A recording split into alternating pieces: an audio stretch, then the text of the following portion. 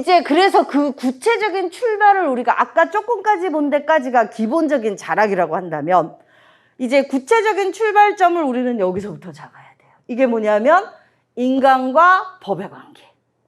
인간과 법의 관계. 선생님들이 제일 먼저 법 철학 1주제로 상정하는 부분이 인간과 법의 관계. 그때 우리 인간은 여기 그림으로도 제가 그려놨지만 어떤 특성을 가지고 있는가? 여러분들이 생각하는 인간과는 다 다를걸요? 제가 여러분들에게 여러분들 인간 뭐라고 생각하세요? 하고 질문하면 여기 계신 분들의 답변이 다 다르게 나올 거예요. 근데 법에서 바라보는 인간과는 객관적으로 딱 고정돼 있어요. 법에서 바라보는 인간과는 뭐냐면 인간은 본성을 지니고 있다. 인간은 이성을 지니고 있다. 인간은 생물학적 존재다. 파란색. 생로병사의 과정을 거치면서 자연의 일부. 잠 자야 되고 밥 먹어야 되고 숨 쉬어야 되고 생물학적 존재의 특성. 생로병사를 거치는 존재. 그래서 법에서 바라보는 인간의 정의는 요거 외엔 없어요. 여기서부터 여러분들 출발해야 돼요. 여러분들이 알고 있는 막 여러 가지 인간관, 그거는 그냥 나의 인간관이 배제하고 객관적인 인간관, 법에서 바라보는 인간의 규정. 근데 본성은 두 가지로 나눠. 어때요? 인간은 엄청 악해요. 그래서 자기관계 저런 충돌의 문제가 생기면 막 남을 해하고 죽이고 빼앗고 죽이는 것도 모질라서 토막치고 그렇죠? 엄청 악한 존재이기도 하고 또 한편으로 인간은 이럴 수가 있나 너무 선한 존재이기도 해요.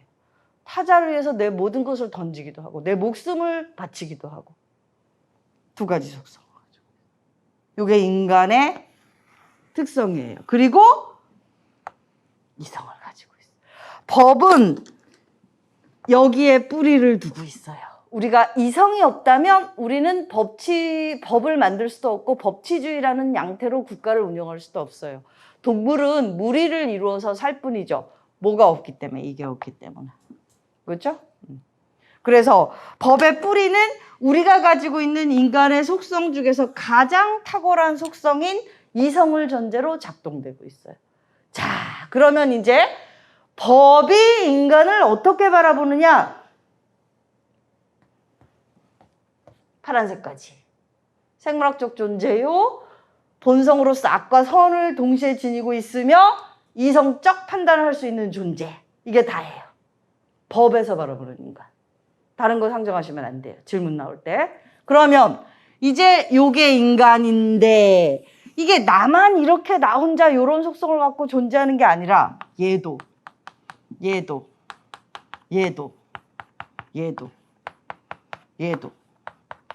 다 이래요. 다 이렇다고 상정해요. 법에서는. 다 모두가 이런 속성을 가지고 있다라고 상정해요. 그리고 이들이 따로 국밥으로 사는 게 아니라 관계를 맺으면서 살아가고 있다고 바라보아요. 그렇기 때문에 뭐가 설정이 되느냐 이제 규범이 설정이 되는 거예요. 아까 동그라미 3개가 설정이 되는 거예요. 그래서 먼저 논술했던 친구들은 많이 봤던 그림이에요. 먼저 관습의 범주가 펼쳐져요. 관습의 범주라는 것은 삶이 펼쳐진다 이 얘기예요. 태어나서 그냥 우리는 살게 돼요.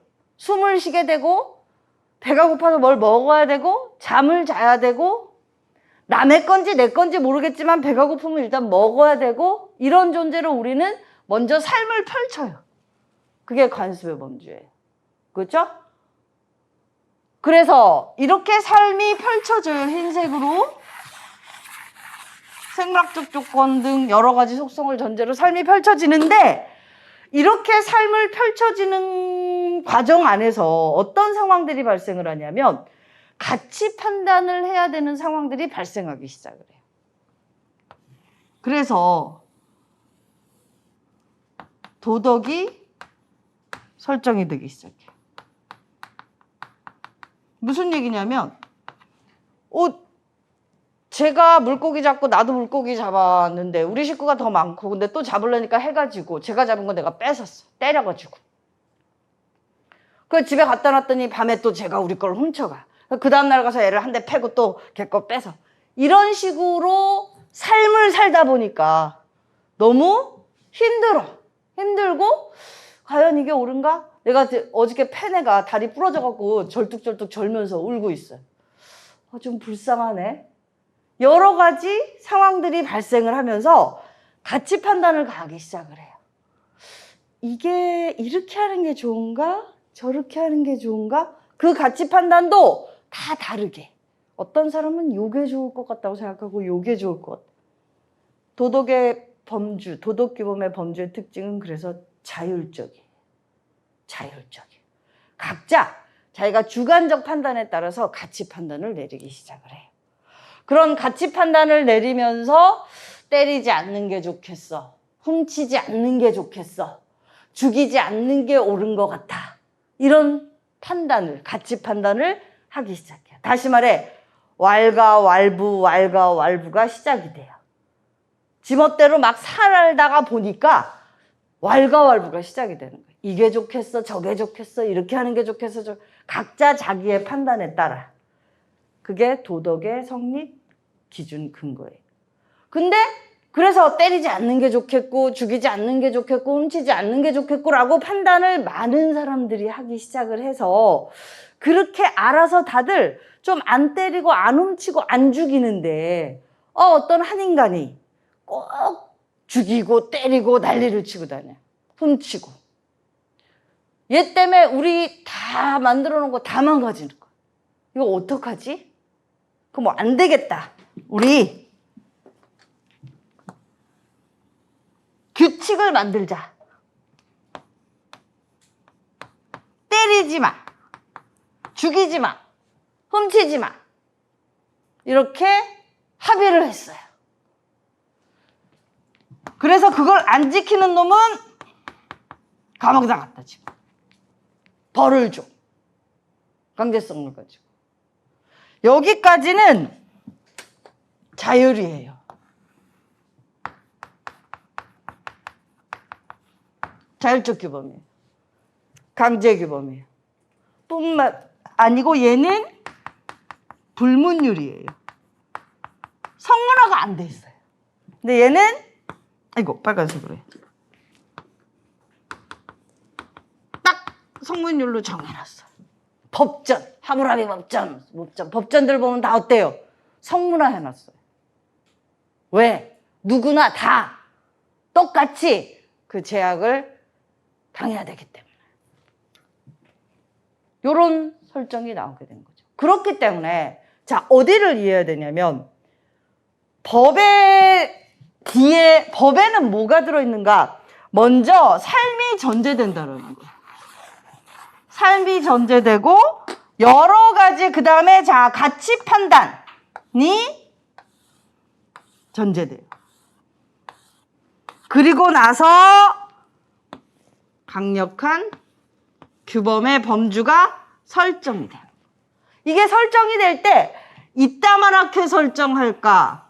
요따만하게 설정할까? 꼬불꼬불하게 설정할까? 그거는 그 구성원들이 어떻게 합의를 하냐에 따라 달라질 수 있는 거예요. 그 구성원들의 합의의 결과치이기 때문에.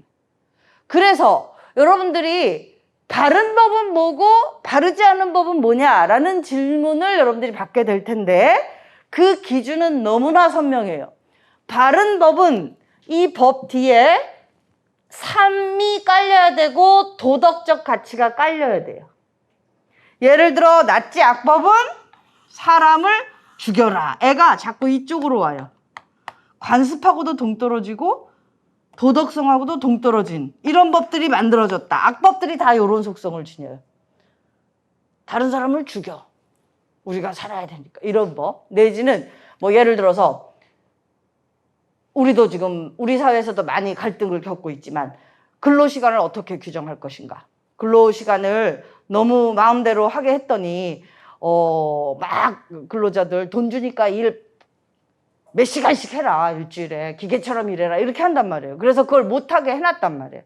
근데 그걸 풀어주면, 돈 많이 벌고 자기가 일한 만큼 가져가니까 좋잖아. 이런 판단, 이런 가치 판단이 있을 수 있죠.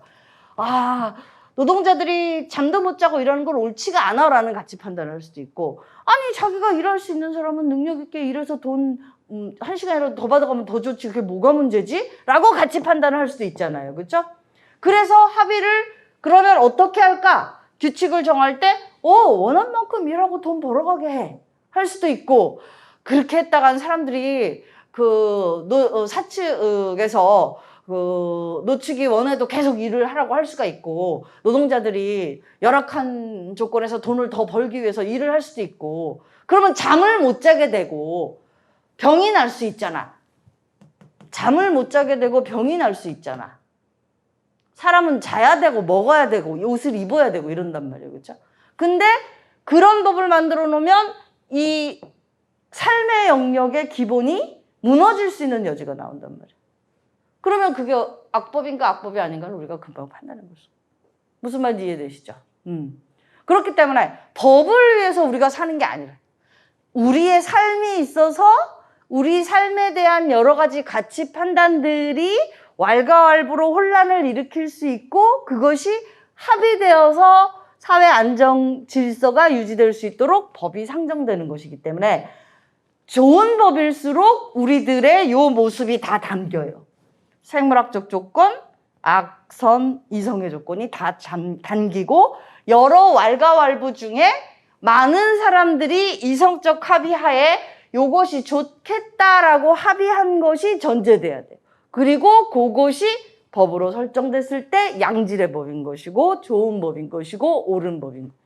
그러면 법안에 도덕성이 없다거나 인간의 어떤 생물학적 속성 또는 선악의 본성, 이성적 요소가 배제된 법이 있다. 그것은 분명하게 악법인 거예요. 이제 구분되시죠? 어떤 사항을 봤을 때, 판단할 때. 자, 요 조건. 요거 잘 이해해야 해요. 그래서 관습과 도덕과 법이 각기 하는 역할이 다르다. 다르고 서로가 서로를 필요로 해요. 얘는 얘나 얘 없이 설정될 수가 없어요. 얘의 크기가. 그렇죠? 그 다음에 얘는 이게 없으면 무의미해요. 싸움만 날 거잖아요. 왈가왈부만 계속 할 거잖아요. 반드시 얘를 또 필요로 해요. 그리고 왈가왈부를 할 때 이 조건이 없으면 뭘 갖고 왈가왈부를 하겠어요. 그렇기 때문에 얘네 셋은 뗄래야 뗄 수 없는 관계 속에 있는 거예요. 그 조건을 1차적으로 여러분들이 반드시 이해를 해야 되죠. 그래서 오늘 저하고 다룰 첫 번째 문제는 이 부분을 정면으로 다른 문제를 살펴볼 것이고, 그 다음에 두 번째 문제는 얘와 얘가 어떤 특징을 갖고 있고 어떻게 다른가 하는 문제를 살펴보려고 해요. 그러면 제가 이렇게 이론으로 떠들었던 애들이 질문으로는 어떻게 던져지는가 여러분들이 판단해 볼 수 있겠죠. 질문은 이렇게 던져지지만 선생님들은 요거를 너희들이 알고 있니? 라고 묻고 싶으신 거. 무슨 말인지 이해되셨어요? 그래서 요 부분을 연습을 해보도록 하겠습니다.